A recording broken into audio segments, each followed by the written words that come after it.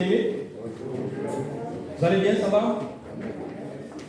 Content de vous voir ce matin dans la présence de notre Dieu qui est le Dieu vivant, le Dieu vrai, celui qui ne change pas, celui en qui nous pouvons avec assurance nous confier.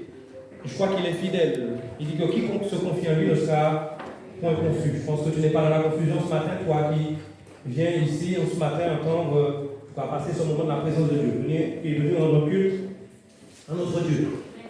Je voudrais vous poser une question, chers bien-aimés.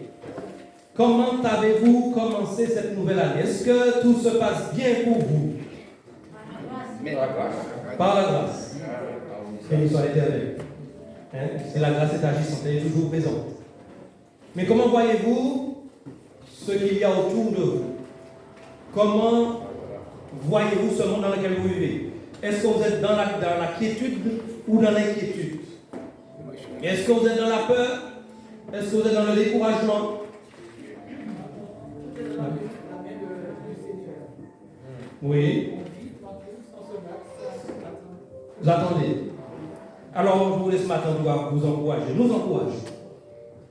C'est vrai qu'il y a de cela quelques jours, nous étions à la fin de l'année calendaire, l'année terrestre 2021. Et beaucoup de personnes ont fait monter ce souhait, ce désir pour eux-mêmes, mais aussi pour les autres, que l'année 2022 soit une année merveilleuse, une année sans difficulté, une année sans souffrance, une année où tout ira pour le mieux, un paradis en quelque sorte.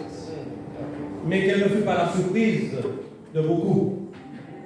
Nous nous rendons compte que l'année 2022 est, je dirais, partie sur les chapeaux de roue avec des difficultés, des combats entre nombre.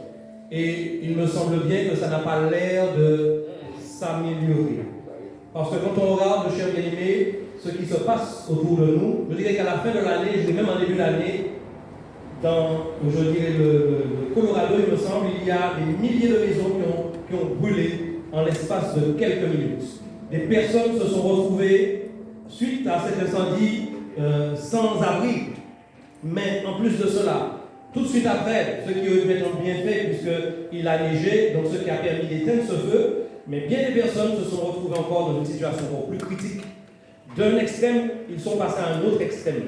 Quand on regarde en métropole, donc à Paris, enfin même pas à Paris, dans les régions de France, des inondations en grand nombre, des personnes ont perdu leur maison. Dans d'autres pays, des personnes ont perdu leur vie. Dernièrement, je crois que c'est cette semaine, en début de semaine, il y a eu un tremblement de terre. Et ce tremblement de terre a touché des milliers de personnes. Des dizaines, même voire des centaines de pays ont été touchés jusqu'en France. À plus de 17 000 km dans l'Isère, ils ont ressenti la secousse. Je crois que ça, c'est un départ. Mais en réalité, le monde dans lequel nous vivons, je vous dis ce matin, si tu penses que les choses vont s'améliorer, te dire détrompe-toi. Parce que nous sommes partis dans une direction et c'est ce que la parole de Dieu nous enseigne. Les choses iront de mal en pire. Mais quelle est ta position ce matin? Le titre du message ce matin, si je dois donner un titre au message, ce serait Amos 4, 12. Prépare-toi à rencontrer ton Dieu. Le même mal qui frappe le monde, qui frappe les hommes du monde, frappe aussi les chrétiens, ceux qui placent leur confiance en Dieu. Mes chers bien-aimés, il y a une différence entre ceux qui placent leur confiance en Dieu et ceux qui sont sans Dieu. La parole de Dieu nous fait comprendre que tout ce qui se passe à l'heure actuelle, c'est aussi un message que Dieu est en train d'envoyer à tous les hommes. Repentez-vous, tournez-vous vers moi afin que vous soyez sauvés. C'est vrai que les hommes sont sourds à cet appel. Et je voudrais faire une analogie par rapport au texte d'Amos. Et je voudrais vraiment vous emmener à prendre ce texte, Amos 4. On va lire à partir du verset 4 et voir comment Dieu parle et pourquoi Dieu parle. Et souvent Dieu parle, chers bien-aimés, mais nous n'y prenons point garde. Pour les gens du monde qui ne prennent point garde, c'est un problème parce qu'en fait ils perdent leur vie. Mais nous qui sommes enfants de Dieu, nous sommes aussi appelés à être la voix de Dieu pour ceux qui n'entendent pas. Puisque nous sommes le sel de la terre, la lumière du monde. Mais pour nous qui sommes enfants de Dieu, loin de nous inquiéter, de nous décourager, loin de maugréer, de pointer du doigt un tel ou un tel, nous devons comprendre que Dieu parle.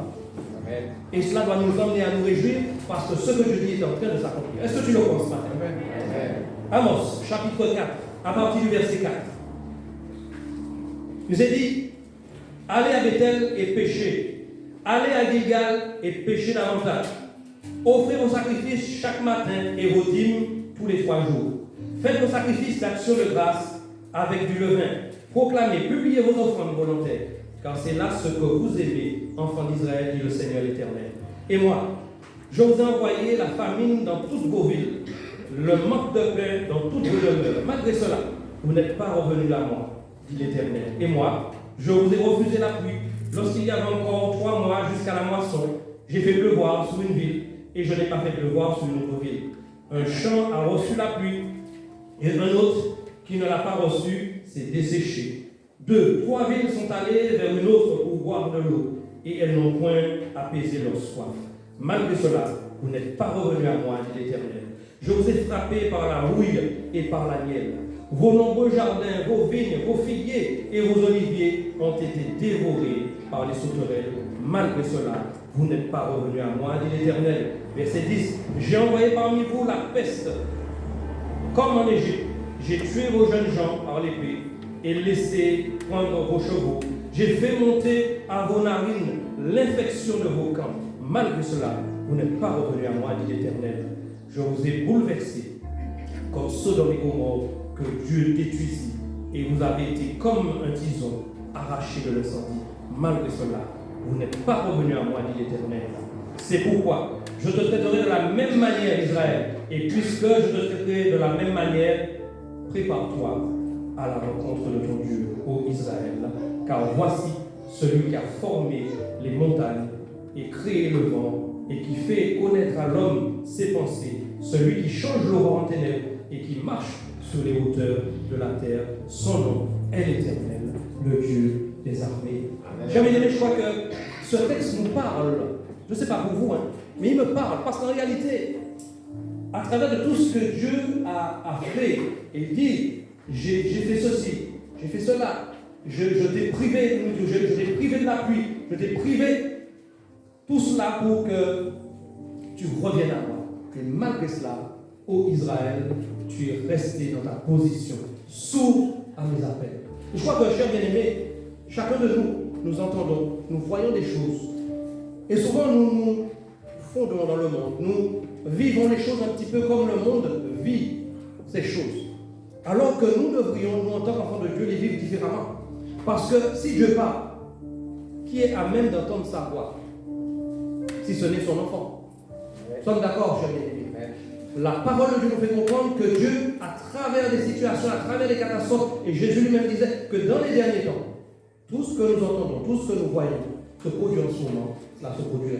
Donc, loin de nous inquiéter, chers bien-aimés, je crois qu'il est important pour nous de comprendre qu'il est temps pour nous, comme le dit le verset 12, non pas simplement d'entendre, de regarder et de faire comme le monde, mais de nous préparer à rencontrer notre Dieu. Je voudrais te poser une question, je voudrais que tu gardes dans ton cœur. Tu vas te répondre à toi-même et à Dieu. Si le Seigneur venait maintenant, ou si tu venais, parce qu'il y a aussi cette solution, à partir, est-ce que tu rencontrerais Dieu? Quel est l'état de ton cœur?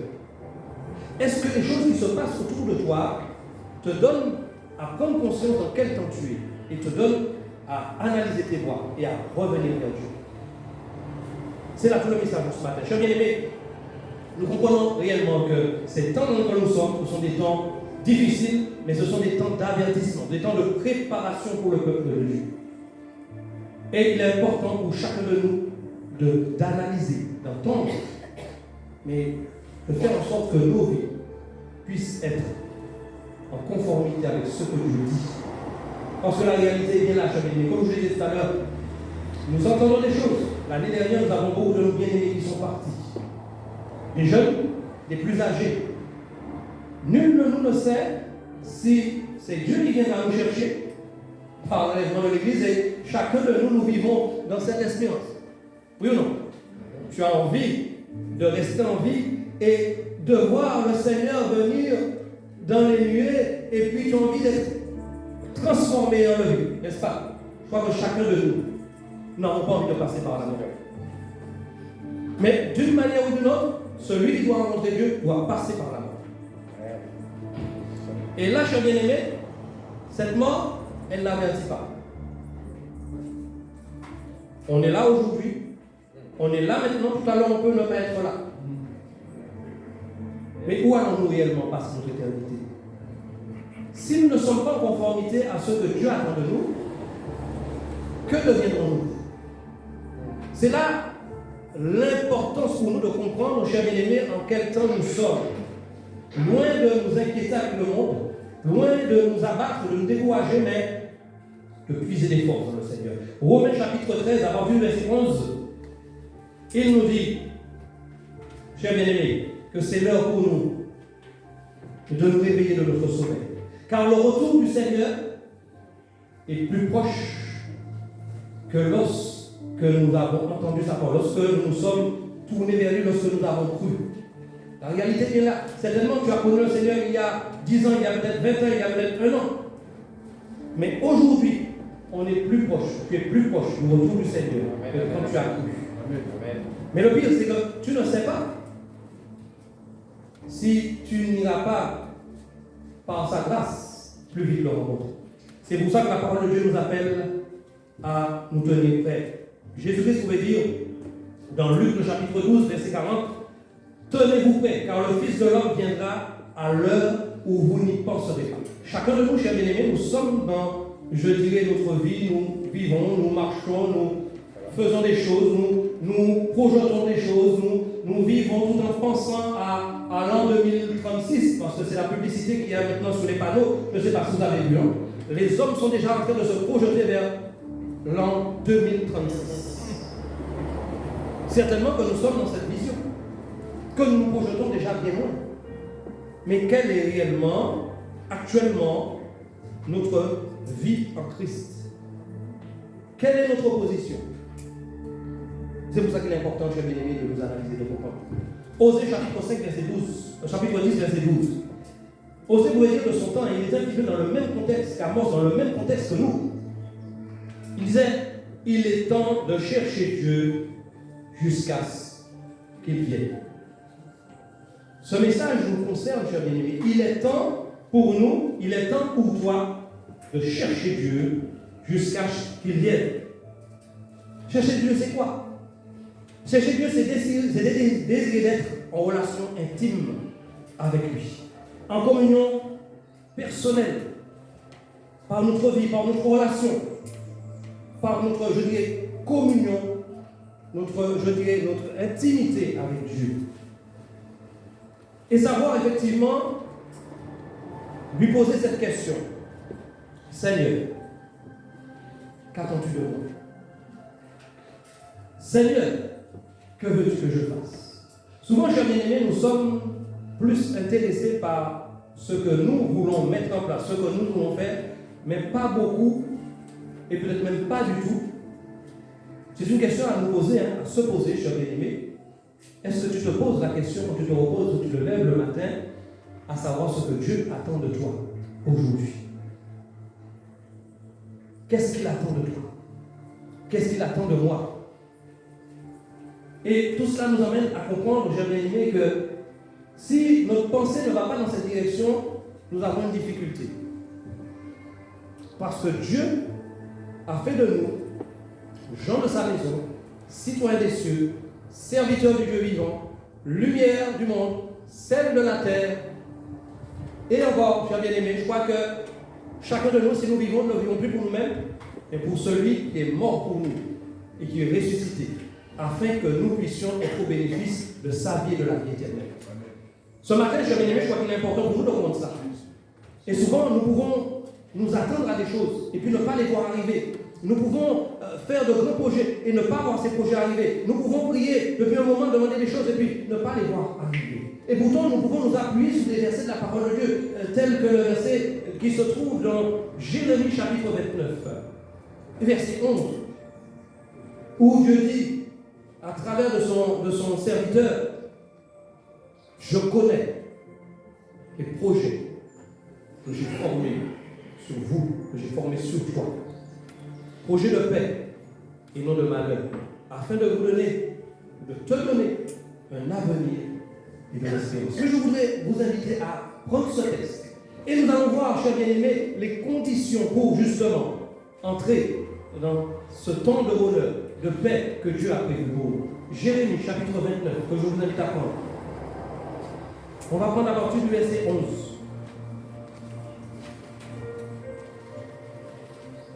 Et comprendre, chers bien-aimés, que pour chacun de nous, Dieu a de grandes choses en réserve.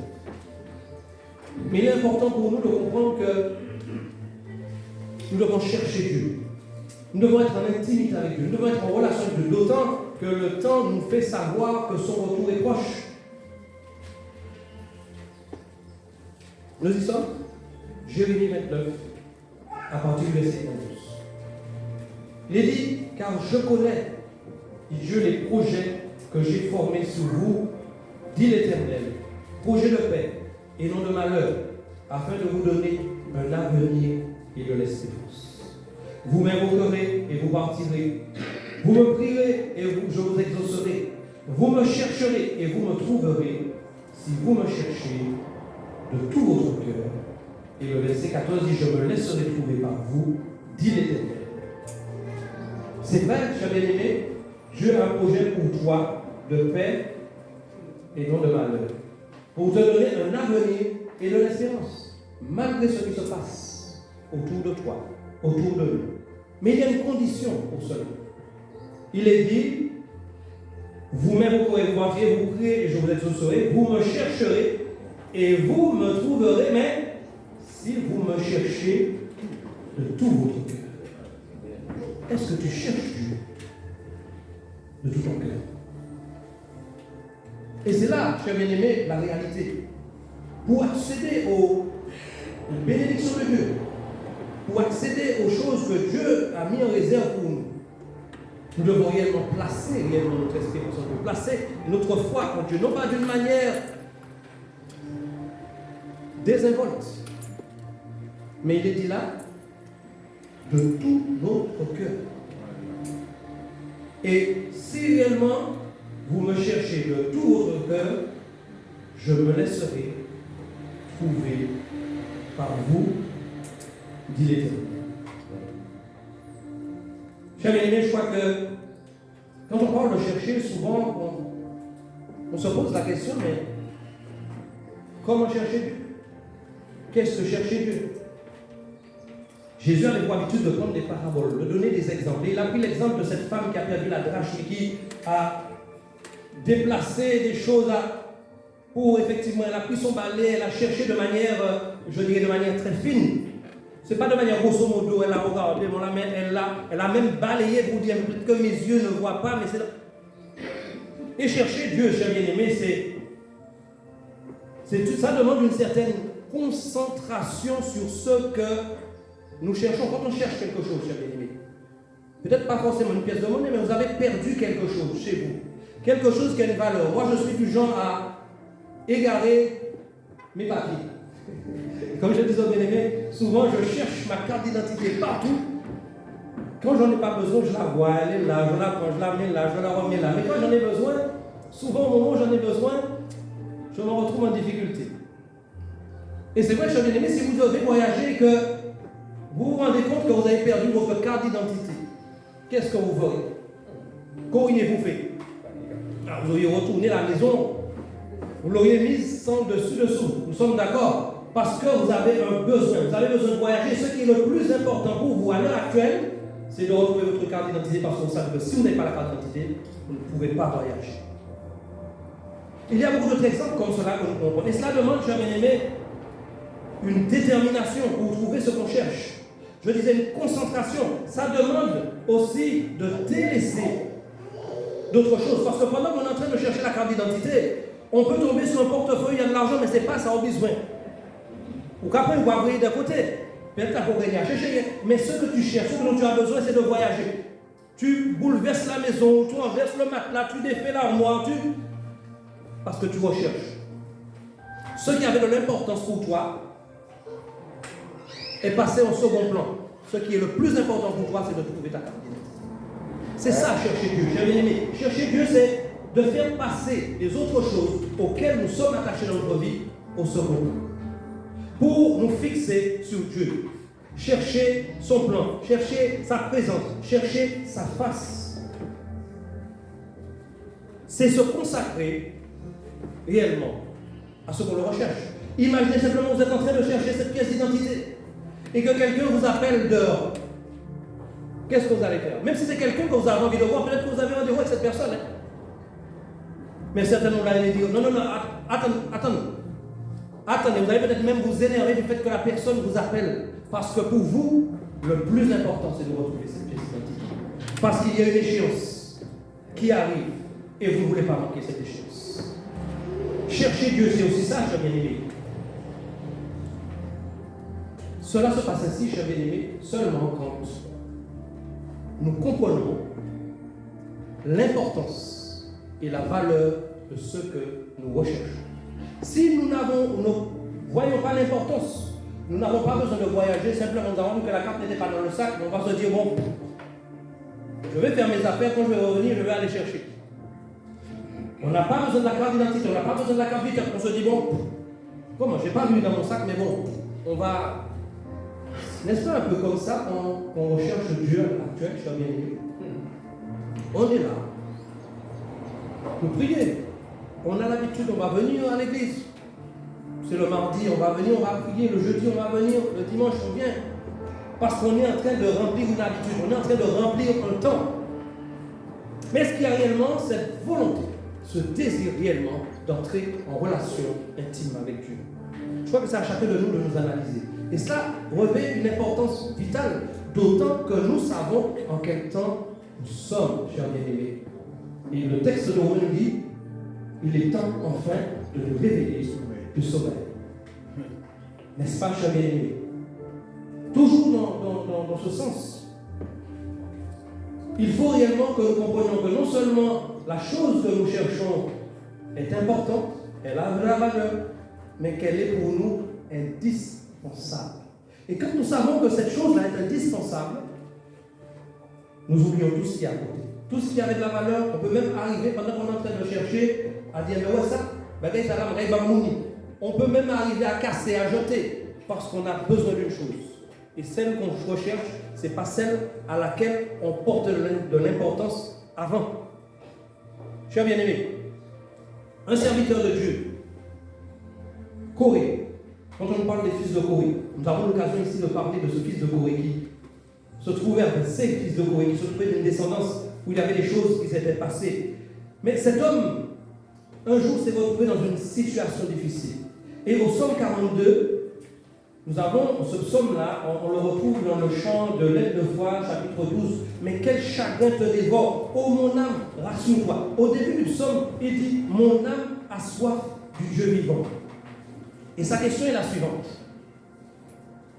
Quand irai-je, Seigneur, et paraîtrai-je devant ta face? Dans cette souffrance, dans cette situation dans laquelle il était, son questionnement c'était ça, Seigneur. Mais c'est pas, il ne posait pas cette question comme s'il avait peur de ce temps-là, mais au contraire, il aspirait, il soupirait. Le désir de son cœur c'était ça. Quand irai-je, Seigneur? Quand viendrai-je? Quand paraîtrai-je devant ta face? Quand me tiendrai-je dans ta présence? Est-ce que tu as envie de rencontrer ce Dieu merveilleux? Est-ce que les choses de la terre pour toi ont moins de valeur que le fait de te trouver dans la présence de Dieu? Et ça revêt une importance importante, cher ami, parce que quand les choses de la terre pâlissent, c'est quand réellement nous sommes au pied de Dieu. Il y a ce chant qui dit, compte les bienfaits de Dieu, mets-les tous devant tes yeux, tu verras en adorant combien d'en ont. Et puis il dit, et les choses de la terre pâliront peu à peu si tu lèves vers Jésus les yeux. Chers bien-aimés, ce qui fait notre joie, c'est ce que nous avons placé en premier dans notre cœur. Vous comprenez ça? Tu entends ça?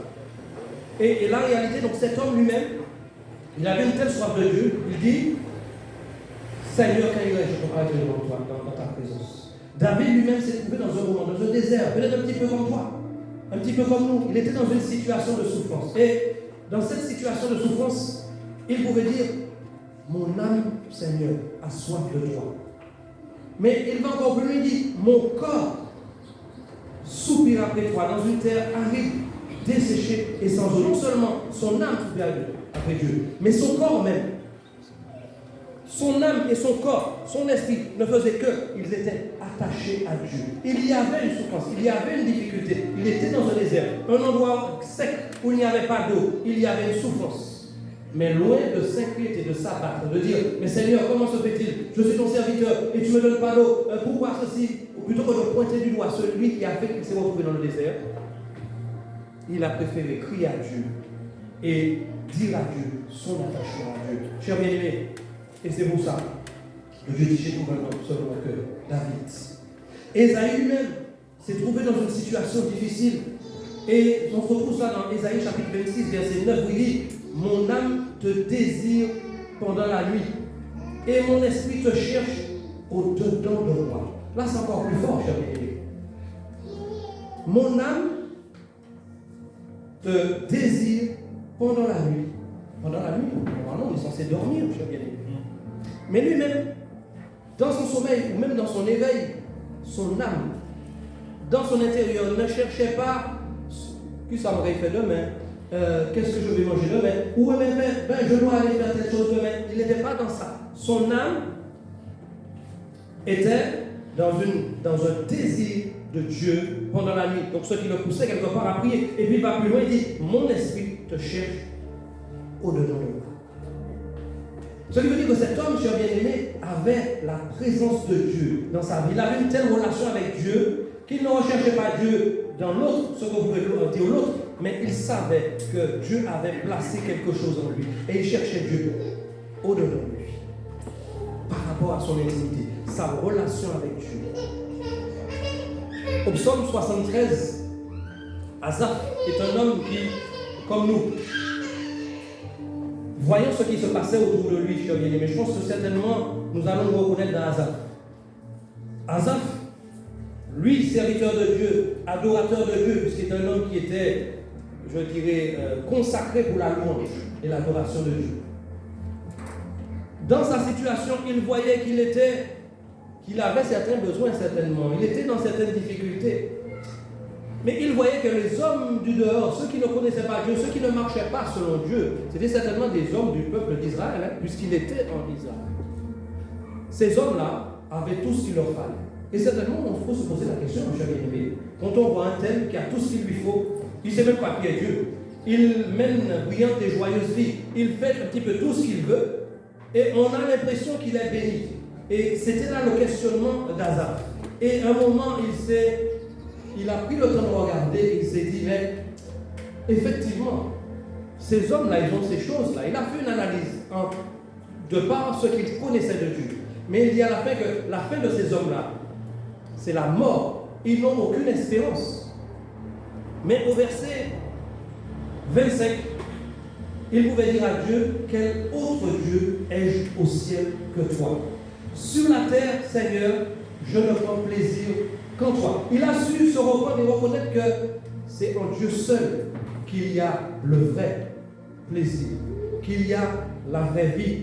Et il pouvait dire que seul en Dieu il pouvait se confier. Au ciel, je n'ai que toi. Cher bien-aimé, quelle que soit ta situation, quel que soit ce que tu vis, quel que soit ce que tu vois autour de toi, quel que soit ce que tu pourrais avoir qui pourrait t'attrister, t'emmener à t'inquiéter, rappelle-toi, tu as quelqu'un qui est là, Jésus.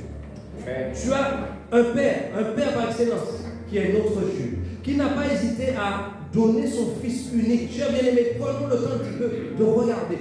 Vous imaginez, vous êtes dans une commune et certainement vous allez vous retrouver dans ce sens-là, où vous n'avez rien fait à personne.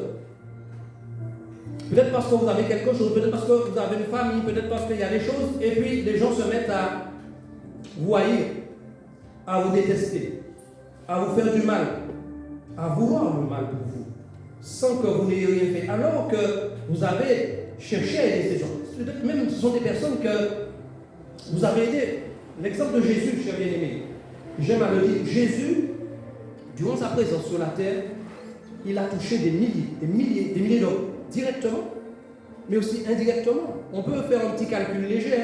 Il a nourri, on disait, 4000 hommes, sans compter les femmes et les enfants. une deuxième fois 5000 hommes, sans compter les femmes et les enfants. Si on comptait un homme, enfin une femme, un enfant, à chaque fois, donc on multiplie 4 les 4000, ça fait déjà 12 000, et les 5000, ça fait 15 000, 12 000, 15 000, ça fait 27 000.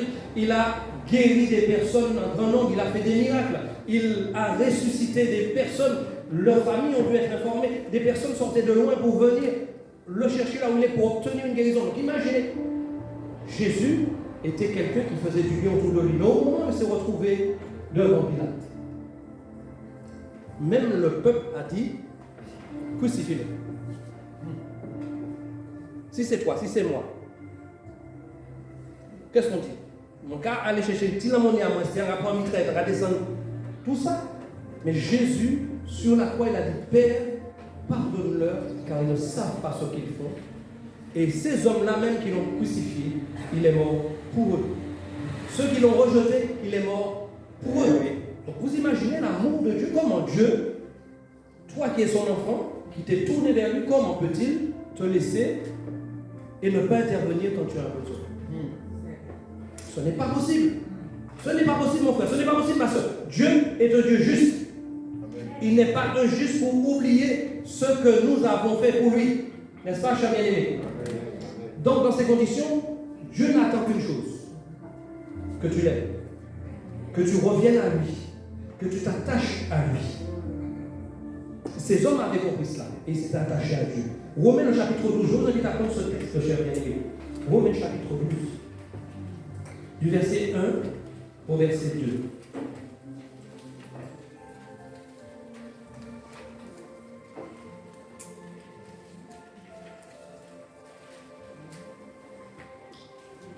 Nous y sommes.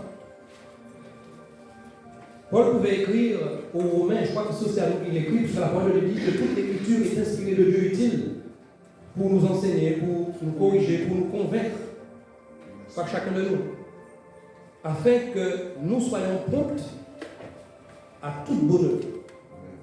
La parole de Dieu a cet effet, à gérer cet objet, nous emmener, chers bien-aimés, à être enseignés, à être corrigés aussi, mais être formés afin que nous soyons prompts à servir Dieu, tout en connaissant Dieu, en le servant d'une manière glorifiée. Donc le verset 1er du chapitre 12 de Romains dit, je vous exhorte donc, frères, par les compassions de Dieu, à offrir vos corps comme un sacrifice vivant, saint, agréable à Dieu, ce qui sera de votre part un culte raisonnable. Et le verset 2 nous intéresse particulièrement ce matin, chers bien-aimés. Ne vous conformez pas au siècle présent, mais soyez transformés par le renouvellement de votre intelligence, afin que vous discerniez quelle est la volonté de Dieu, ce qui est bon, ce qui est agréable et ce qui est parfait. Ne vous conformez pas au siècle présent. Chers bien-aimés, c'est un avertissement pour chacun de nous.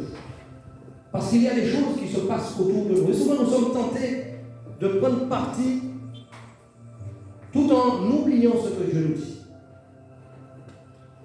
Beaucoup de personnes, beaucoup de chrétiens sont arrivés à se diviser l'un l'autre. Parce qu'un tel a décidé de se faire vacciner. Ou un tel a décidé de ne pas se faire vacciner. Et il y a, j'espère pas ici, mais nous avons des témoignages où dans des églises, en ce moment, il y a ce problème. Où des anciens, des pasteurs sont dans cette discussion-là, ils sont dans cette division-là, par rapport au fait à un qui doit se faire baptiser, l'autre, tout n'a pas le droit, ainsi de suite. Baptiser, pas baptiser, excusez-moi, vacciner. Je crois que tous sont baptisés, ils doivent aspirer à se faire baptiser, ceux qui ne sont pas baptisés. Mais la réalité est là, je bien aimé. Simplement pourquoi? Parce que nous sommes focalisés sur une situation qui est mondiale, où tous les gouvernements ont décidé d'obliger leurs concitoyens à se faire baptiser. Je ne vais pas entrer dans ça. Oh là là. Ça, c'est un lapsus révélateur. C'est un lapsus révélateur. Il y a quelqu'un ici qui veut se faire baptiser. Je crois que bientôt il y a un baptême. Alors, si tu n'es pas encore baptisé, cher bien-aimé, approche-toi de nous. Mais se faire vacciner. La réalité est bien là, cher bien-aimé. Le souci qu'il y a, à l'heure actuelle, beaucoup de chrétiens, que ce soit des gens du monde qui raisonnent de cette manière-là, mais que des chrétiens même en arrivent à détester un président, un ministre, pas ça ou tête, ministre de la santé, Mon président a mérité mort. Vous imaginez, chers bien-aimés, qu'une telle parole puisse sortir de la bouche d'un enfant de Dieu? La Bible nous dit, chers bien-aimés, priez, je veux que vous éleviez les mains pures pour intercéder pour, je trouve ça dans 2 Timothée chapitre 1, me semble-t-il, pour prier pour les autorités, les gouvernements, les rois, afin que nous puissions mener une vie paisible. Cela est agréable à Dieu qui veut que tous les hommes soient sauvés. Cher bien-aimé, si tu es dans cette condition d'esprit, change ça et tourne-toi vers Dieu. Cher bien-aimé, quel que soit ce qui se passe autour de nous, nous ne pouvons pas changer ce qui se passe à l'heure actuelle. Ça annonce simplement que ce que Dieu a dit est en train d'arriver. On ne pourra pas changer ça parce qu'il faut que ça arrive. Maintenant, toi, qu'est-ce que Dieu attend de toi? Et c'est là l'important. C'est ça l'important. Et je crois qu'il est important pour chacun de nous de comprendre cela, cher bien-aimé. Je voudrais prendre un autre texte avec vous, qui se trouve dans 2 Pierre, chapitre 1er, du verset 3 au verset 11. 2 Pierre, chapitre 1er.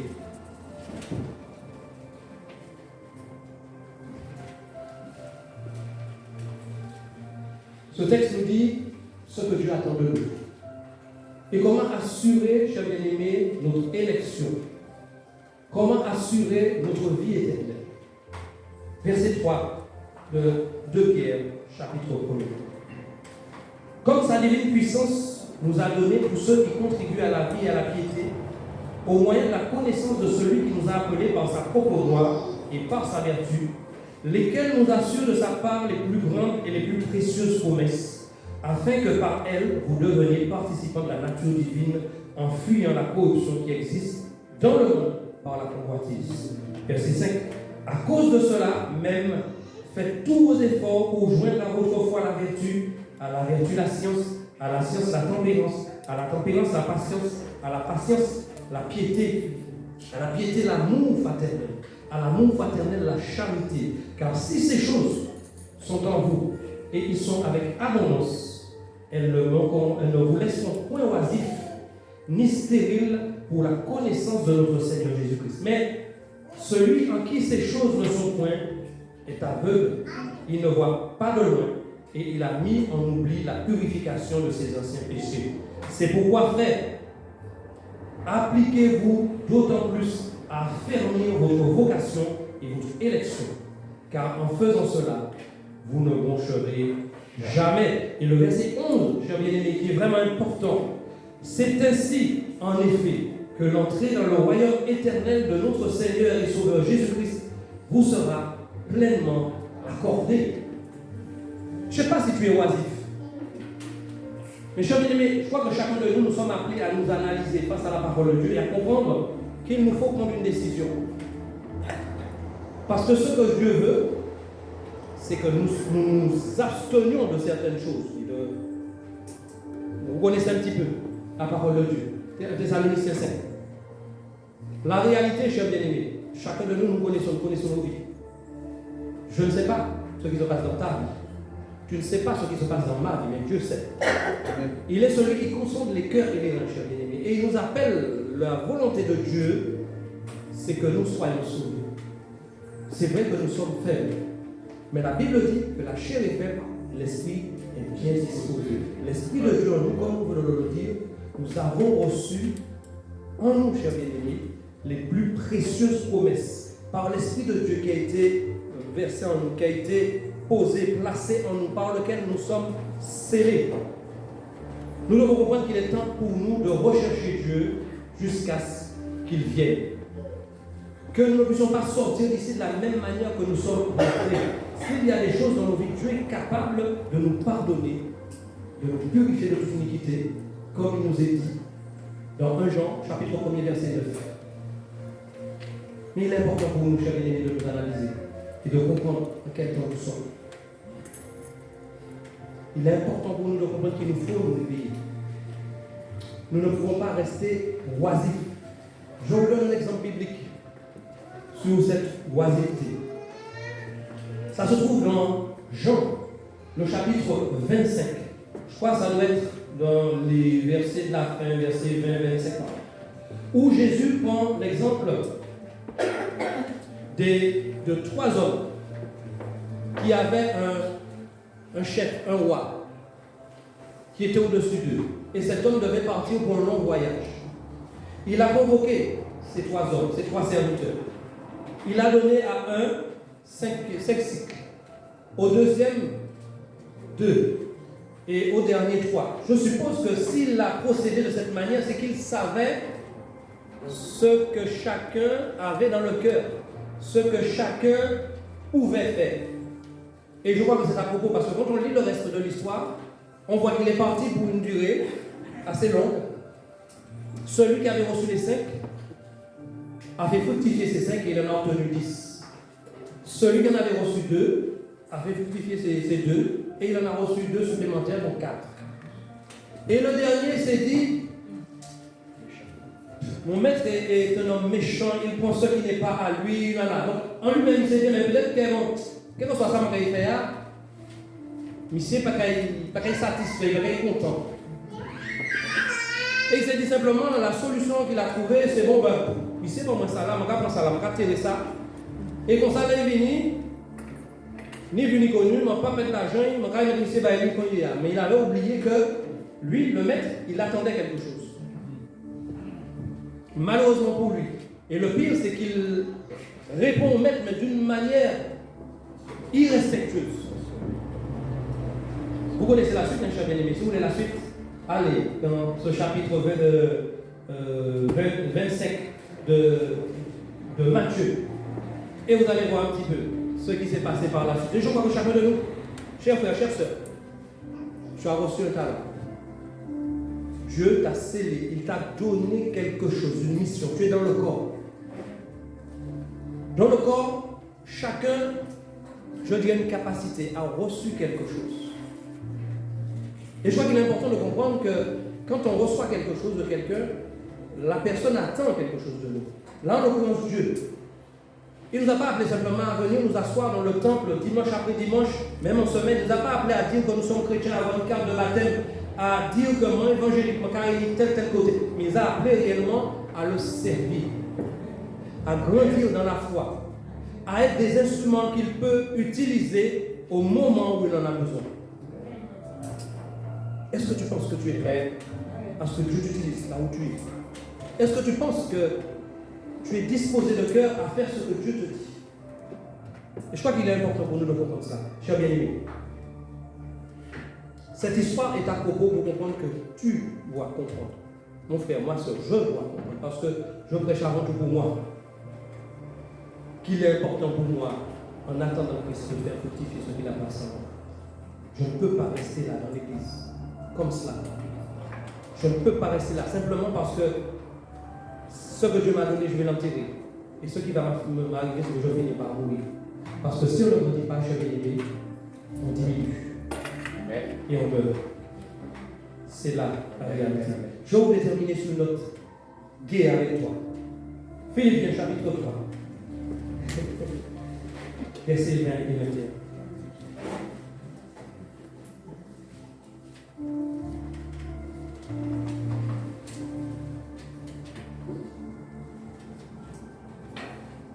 Nous y sommes.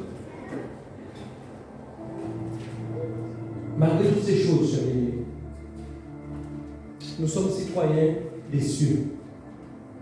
Je ne sais pas si tu le sais, tu es passager sur la terre. Tu es passager, nous sommes passagers, nous sommes là pour un temps. Nous pouvons vivre peut-être les dernières heures, les dernières minutes de notre vie. Ce qui fait notre force, c'est que Dieu nous a donné une vie éternelle en Jésus-Christ et que nous ne mourrons pas. Parce que celui qui vit et croit en moi ne mourra jamais. Est-ce que tu le crois? Amen, amen, amen. Quel que soit ce qui pourrait se passer dans ta vie, tu vivras éternellement dans la présence de Dieu. C'est pourquoi dans Philippiens nous est dit, au verset 20, mais notre cité à nous est dans les cieux. C'est-à-dire quel que soit ce qui se passe sur la terre actuelle est réservée pour le feu. Mais notre place est déjà préparée. N'est-ce pas, chers amis? D'où nous attendons aussi comme sauveur le Seigneur Jésus-Christ, qui transformera ce corps de notre humiliation en le rendant semblable au corps de sa gloire, par le pouvoir qu'il a de s'assujettir toutes choses. C'est tellement que tu souffres dans ton corps. Tu souffres dans ton âme. Tu as des difficultés autour de toi, dans ta famille, dans ton travail, dans ton voisinage.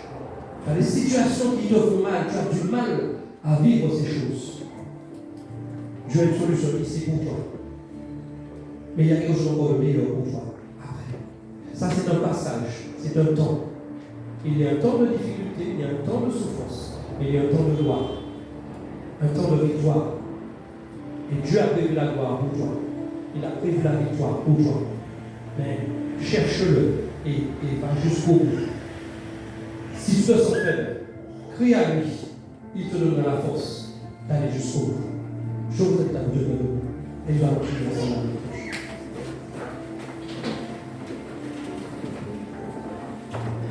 Nous te bénissons, Seigneur, pour ta parole. Il nous faut comprendre combien, Seigneur, ton retour en Jésus-Christ, ton Fils, est proche. Et tout ce que nous voyons autour de nous, par ta bonté, Seigneur, par ta révélation, par ta parole, tu nous fais comprendre que ces choses ne sont pas là pour nous conduire à nous attrister, à nous abattre, mais bien au contraire, à te chercher de tout notre cœur, Seigneur. Parce que tu reviens bientôt. Tu ne nous as pas appelés à la mort. Tu ne nous as pas appelés au jugement, Seigneur. Tu as réservé cela pour ceux qui ne te connaissent pas et qui ne veulent pas de toi. Mais Seigneur, toi, un jour, tu es venu, Seigneur, et tu nous as saisis. Ta parole dit que nul ne peut venir à toi si ton esprit ne l'attire. Alors nous voulons croire, Seigneur, que si nous sommes ici en ce matin, c'est parce que dans ton amour, Seigneur, tu nous as attirés, tu nous as vus, Seigneur, et nous avons du prix à tes yeux. Tu nous as attirés, tu as fait de nous tes enfants, tu nous as scellés de ton Saint-Esprit. Si nous sommes encore là, Seigneur, malgré les combats, malgré les difficultés, c'est parce que, Seigneur, tu nous aimes et tu veux nous conduire jusqu'au bout, Seigneur. Nous te bénissons, Seigneur. C'est vrai, il y a des combats, il y a des difficultés, il y a des souffrances dans la chair, il y a des souffrances dans l'âme, il y a des souffrances, Seigneur, il y a des choses difficiles. Mais Seigneur, tu es plus grand que ces choses. Tu es celui qui nous porte, tu es celui qui nous garde. Et quel que soit ce qui pourrait se passer, Seigneur, tu nous dis que tu es avec nous. Seigneur, merci pour cette promesse merveilleuse. De ce que tu inscris nos noms dans ton livre de vie. De ce que tu nous as assis dans les lieux célestes en Jésus-Christ. C'est vrai, nous souffrons dans notre corps et dans notre esprit. Seigneur, tu nous as animés de feu.